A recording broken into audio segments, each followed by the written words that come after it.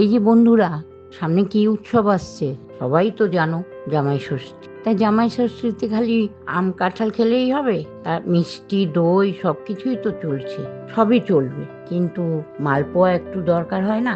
আমের মালপোয়া আমি করে নিলাম জামাই ষষ্ঠী স্পেশাল। তাই একটি বড় আম আমি কেটে নিয়ে সেটাকে মিক্সিং জারের মধ্যে দিয়ে ব্লেন্ড করে নিলাম।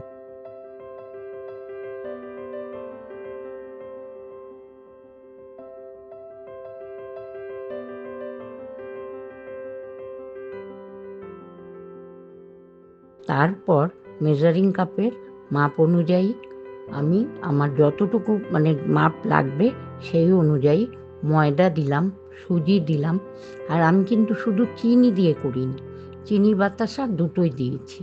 সব দিয়ে দুধ দিলাম, তার মধ্যে দিয়ে দিলাম মৌরি আর একটু সামান্য নুন, একটু লবণ দিয়ে দিলাম স্বাদটাকে ব্যালেন্স করার জন্য। মালপোয়া তো আমরা অনেক রকম খেয়েছি, এমনি মালপোয়া তো খাই, আমের দিনে আমের মালপোয়া হবে না আর জামাইদের পাতে পড়বে না, এটা কি হয়? জামাই ষষ্ঠীর কথা মাথায় রেখে আমের মালপোয়া তৈরি করতে সব রেডি করে নিয়ে রান্নাঘরে চলে গেলাম। তারপর কড়াই বসিয়ে সাদা তেল দিয়ে দিলাম, গরম হলে তারপর মালপোয়া তৈরি করে নিলাম। তোমরাও করে নিও যাদের বাড়ি জামাই আছে।